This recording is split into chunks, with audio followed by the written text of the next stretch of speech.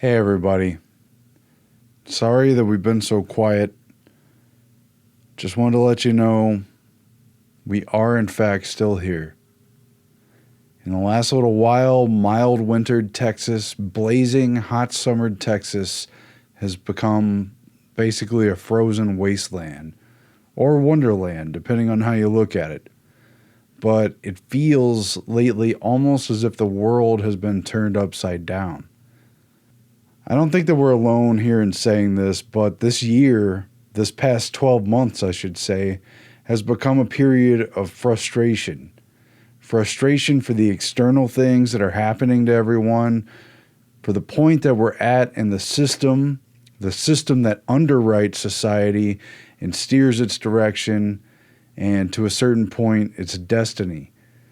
I feel an extreme frustration at how much we simple creatures, we basic humans, however intelligent and sometimes profound we could be, however much we think and feel individually, how easily that we're gamed in groups and as components on the larger chessboard that we necessarily must inhabit and make our maneuvers upon, the board that we have to play within. It's frustrating. I'm frustrated, especially at not getting more done and feeling like time just keeps passing us by and that it isn't easier to reach and connect with people in a world now so obsessed with instant connections, with continuous streams, with constant updates. It moves so fast that my mind just moves slower and slower. Maybe I'm out of my element here, but I want to talk about things that matter and contribute when I feel like I have something worth saying. And I don't know if it's worth anything, but that's not the point. It feels unwise or something just to sound off about every little thing and make myself part of every headline that crosses the stream and every event that happens. I want to make a difference, and I often feel like I'm standing in my own way, making it harder on myself. Melissa probably feels that frustration too, just from knowing me. But I don't feel connected to these so-called news events. I feel like there's something underneath that I keep trying to get at. And in one way or another, it's what I have been talking about over the years. But I don't know. It just feels frustratingly elusive, basically. And at any rate, Melissa and I, we've been working on longer pieces, longer and longer, and, really full length pieces. And right now we've got an important one on banking and finance that is close to being done, but probably still more than a week away just because it's documentary length. It's minor compared to our main documentary. Not necessarily in length, but in the complexity of it, I guess. But it's still been a major undertaking. It's very time consuming. A lot of research has gone into it, and just the runtime is going to be significant. But I think it's going to be really worthwhile. I just don't know how to get it done overnight or just right away or whatever. But focusing on and finishing our larger and, to me, more important documentary, our documentary film, that's what I really want to do. And Melissa does too. But so many other things in life have made it very difficult just to even focus on that, to concentrate on it and meditate on its meaning, to grasp what it is that's actually important about the topic. And like I said, what we're trying to say.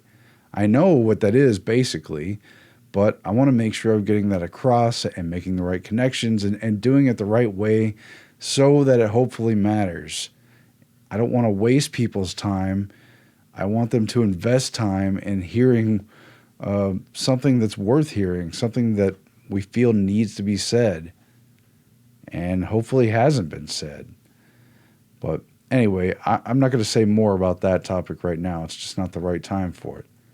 But frankly, it feels like we have to switch gears and make something shorter, something accessible to keep people coming to the channel, to let people know we're still out there. Well, we are. And it isn't that shorter pieces don't have value, and it's not that I have nothing to say that's brief. I am too wordy sometimes, though. And, but I want to say something that's well thought out. I don't want to just spout off the opinion that comes off the top of my head and then bottle it up and package it and hand it out to everyone. I want to try to do something, hopefully more important, something with enough context that Melissa and I could be confident that, first of all, we actually know what we're talking about, and also with enough context so we can genuinely feel like people can and will understand it, that what they need to get out of it is there, that it's accessible in that way and not just some rant of the day. I want people to understand what we're saying. I don't know. At any rate, basic frustration has just been compounding lately, like some kind of board game where you draw another card and another card, or some kind of twisted cosmic joke playing out on its own terms that is beyond us and that we keep sort of falling into. I don't know. It's not that things have been horrible, but it's just been compounded. It's really just a lot of factors have been compounding lately. I think that's the best word, at least that I can think of right now. Just when we started to feel like we were getting back on top of things and really moving forward with the film and with some of the sort of medium range pieces that we were putting together, we were suddenly informed the day after the new president's inauguration, by the way, also the day after Melissa's birthday, that the lease renewal we asked for at the place we're living was turned down, not because of us, but because the homeowner decided to end renting the property altogether and wants to move back into it at the expiration of our lease, which at that point was just over 2 months away. And so now we have to move here in the next month no matter what. And I'm pretty sure the homeowner got spooked by all the news about the moratorium on evictions and how hard it's going to be with renters. Not that we ever missed a payment or even had a late payment, but whatever. It's not about us, but it is what happened. It felt weird, though. It was weird news. Like, wow. It just felt like drawing an unlucky card on a board game. And as soon as we found out, that same day we sent a message and then talked to in person Melissa's ex and let him know that we had to move, let him know what the circumstance was, that we had no choice in doing so, but that we were looking for an area that isn't just skyrocketing in rent costs. And, well, he basically just freaked out and he sued us. He's put in a court injunction to try to block our move, which we didn't choose, but also have no control over and have to move and have to do it. And he's now fighting us legally over custody, et cetera, et cetera. And I don't really want to air that drama, but suffice to say that it still has proved very costly and very draining on our energy and our time. It's been mentally consuming, and it's just been an uphill battle emotionally. But damn it, we're still going. We're still moving forward. We're going to win our personal battle of getting these things done and making the things that I honestly feel are important and worth making.